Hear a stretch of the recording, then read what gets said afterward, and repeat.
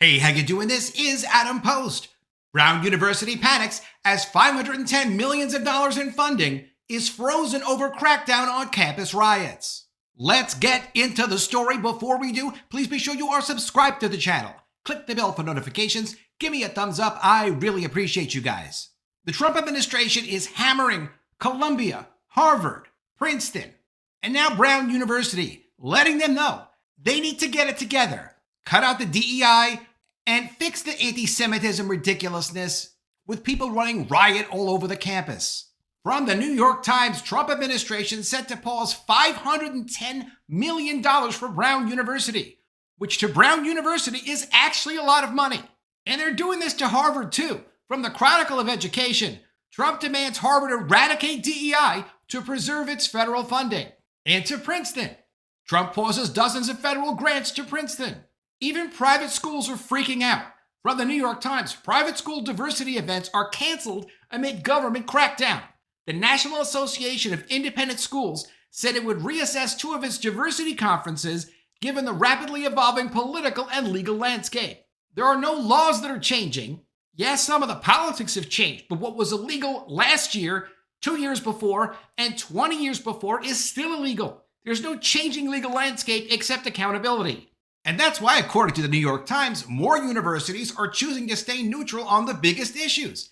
Instead of speaking out on the hot-button debates of the day, more schools are making it a policy to stay silent as political pressure mounts against higher education. If it's not part of what the university's mission is, what are they doing getting involved in politics and exposing that they're a university or college that should be looked into? They're trying to keep their heads down. From the New York Times, the Trump administration set to pause $510 million for Brown University. The administration has now targeted 5 schools' federal funding as part of a pledge to combat what it considers to be anti-Semitism on university campuses. And it's about a lot more than anti-Semitism.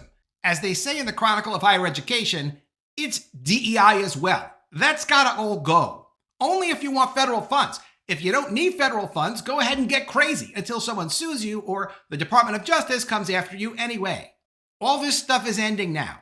The Trump administration intends to block $510 million in federal contracts and grants for Brown University, expanding its campaign to hold universities accountable for what it says is relentless anti-Semitism on campus, according to 2 White House officials familiar with the plans.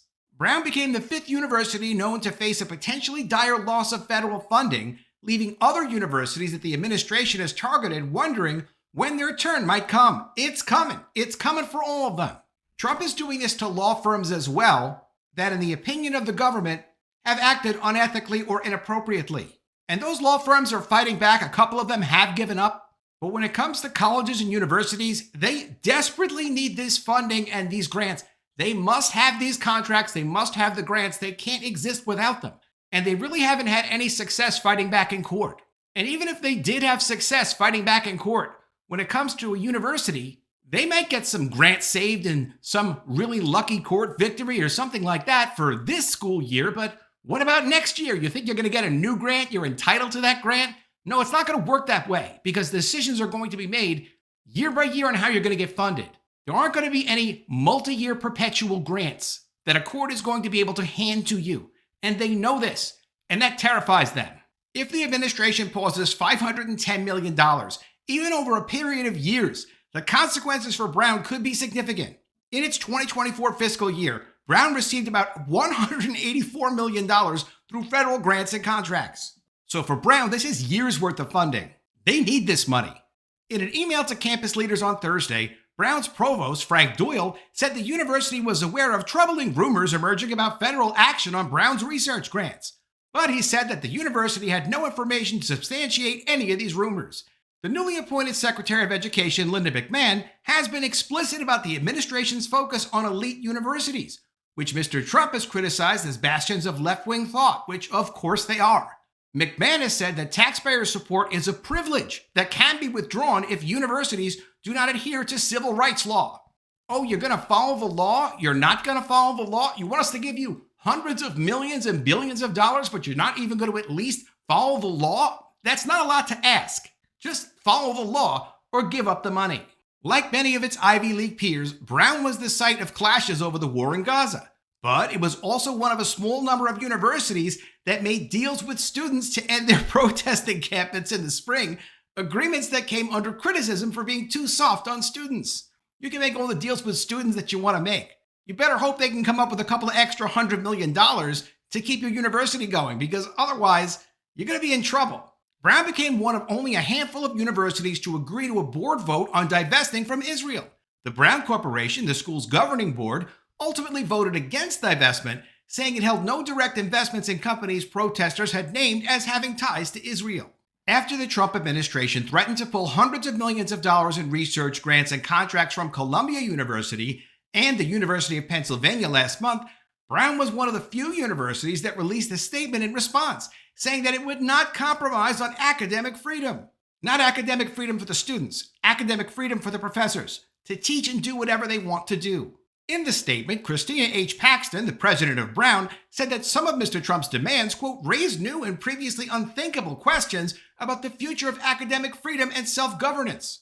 She said that if Brown's essential academic and operational functions were threatened, the university would be compelled to vigorously exercise our legal rights to defend these freedoms. Good luck with that, Christina. Recently, Brown has also been considering whether to adopt a new policy that would limit statements issued by the university on political and social issues that are unrelated to its mission.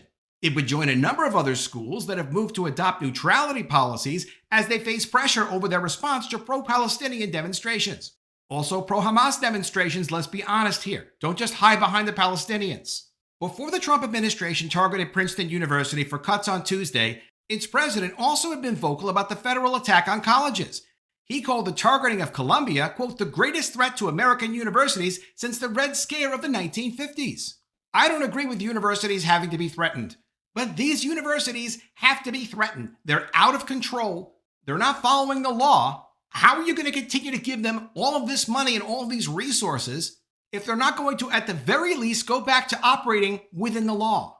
The government's campaign against specific universities began in February, when a new federal task force against antisemitism issued a list of 10 universities that it planned to investigate. The administration cited claims that the schools may have failed to protect Jewish students and faculty members from discrimination during pro-Palestinian protests on campuses in 2023 and 2024. That task force involves multiple agencies. The DOJ is involved. It's very sophisticated. They're really focused on this, and they're going after these universities like really aggressively, which you need to do, or they're never going to change. The Education Department's Office for Civil Rights then expanded the list to 60 colleges, including both private and public universities. Columbia became the first university affected when the government canceled $400 million in federal funding on March 7th, and then officials at the school, which had some of the most disruptive protests, were left scrambling to find a way to restore the funding. In the following weeks, the Trump administration announced actions against 3 more universities. That included a pause of $175 million in funding to the University of Pennsylvania, a review of roughly $9 billion in federal grants and contracts to Harvard and its affiliates, including its teaching hospitals, and the suspension of dozens of grants to Princeton. Universities, crying and very upset, have said the loss of funding would compromise the United States' leadership in scientific, medical, and technological research. Okay, but couldn't we just give our hundreds of millions and billions of dollars to other colleges and universities that operate within the law? Or do we have to give it to you guys that are like the Wild West out there, doing whatever you want, discriminating against students, and in many cases, bringing in more foreign students? Columbia alone has over 50% of their student body of international students. And I'm not against international students, but over 50%? Plus you're getting all this federal funding to support what you're doing? What is going on here? And that's without even considering the diversity, equity, and inclusion. But there's one group that does not want DEI probes going on at colleges. Why? Because it undermines the success of Black students in high schools. What? Yes. From wordinblack.com, college DEI probes undermine Black high school success. Trump-era investigations are casting doubt on Black achievement. However, educators say the myth of lower standards is not just wrong, but dangerous. Well, it's not wrong. We know that standards were lowered. We know there was a lawsuit over this, but maybe I'll learn something new. Let's take a look at this. When the Department of Education announced last month that they would investigate admissions practices at 50 of the nation's elite colleges and universities, now up to 60, it declared that school DEI policies excluded qualified white and Asian college-bound students from campus. Implied but not stated in the directive, experts say is an assumption that other minority high school seniors who've earned seats at top schools probably didn't deserve them, especially if they're black. It's the schools that set up the standards. They published the standards. They talked about the standards. They tried to defend them. They had DEI departments. A lot of those are being shut down now because they're being forced to be shutting down because they're not fair. They're not legal. They're being subsidized by the federal government. None of this is news. For black students who have often fought uphill battles just to get accepted into America's top universities, which actually is supposed to be hard to do and not based on your skin color, the assumption that admission standards have been lowered just for the sake of diversity is not just harmful, but false. It's actually quite true. I mean, again, there was a whole lawsuit over this that made it all the way up to the Supreme Court, and it was clarified that, yes, this was going on. In some cases, it's still going on, and there are other lawsuits over this. They continue. That's because the number of black high school graduates has ticked up in recent years, along with a percentage of black students who qualify for admission to elite institutions of higher education. Good for anybody that has the merit and can make it into those institutions. And it is unfortunate because some people are being criticized based on their skin color, and assumptions are being made that just because someone is black or white or whatever, it means something about their ability to get into school. It's these guys that created the crazy policies that were unfair policies that put people in that situation. We should never look at someone based on their skin color and judge, oh, they're black, they're not smart. They're white, they're super smart. They're white, they're not smart. They're Asian, they're good at math. Whether they are or they're not, everybody's individualized and everybody brings something different to the game. It's these people who are trying to now blame the regular people, normal people that just always wanted things based on merit, for people making judgments based on skin color, that these guys forced us to make judgments based on skin color. None of us wanted to do this. All we wanted to do was to have a colorblind society, which they also now call racist. Well, we see time and time again that whenever forward progress is made in addressing systemic challenges, there's backlash. According to Dr. Alina Harper, a college admissions expert and executive director at One Goal in New York, a nonprofit organization that helps high school students of color pursue their post-secondary aspirations. You should help everybody, not just people based on their color. But let's continue. Quote, the idea that standards must be lowered for our students to succeed is highly inaccurate. Yes, she's correct in that they shouldn't have been lowered, but they have been. We have to move them back up, treat everybody the same. Speaking of New York public schools want to fight for DEI, and they want to fight with the federal education department. From the New York Times, New York warns Trump it will not comply with public school DEI order. New York's stance differed from the muted and deferential responses from other major institutions to the administration's threats. Hey, if we have to throw down with New York and tell them to stop doing illegal stuff or you're not going to get the money, we're going to throw down with New York. The New York State Education Department on Friday issued a defiant response to the Trump administration's threats to pull federal funding from public schools over certain diversity, equity, and inclusion programs, a remarkable departure from the conciliatory approach of other institutions in recent weeks. Daniel Morton Bentley, the Deputy Commissioner for Legal Affairs at the State Education Agency in New York, wrote in a letter to federal education officials that, quote, we understand that the current administration seeks to censor anything that it deems diversity, equity, and inclusion. But there are no federal or state laws prohibiting the principles of DEI, according to Mr. Morton Bentley, adding that the federal government has not defined what practices it believes violate civil rights protections. The tough guy letter was sent out one day after the federal government issued a memo to education officials across the nation asking them to confirm the elimination of all programs it argues unfairly promotes diversity, equity, and inclusion. Title I funding for schools with high percentages of low-income students was at risk pending compliance, according to federal officials. Some universities already backing down have quietly scrubbed diversity websites and canceled events to comply with executive orders and to avoid the ire of the White House. If the federal government has to fight it out with New York, they'll fight it out with New York. If they're fighting it out with Harvard, they'll fight it out with Harvard. They don't care who wants to push this garbage. Whoever wants to push it, they're going to get fought and they're going to lose. And it's not just the federal government who fights these things. That Supreme Court case where Harvard lost over their illegal race-based admissions, that wasn't brought by the federal government.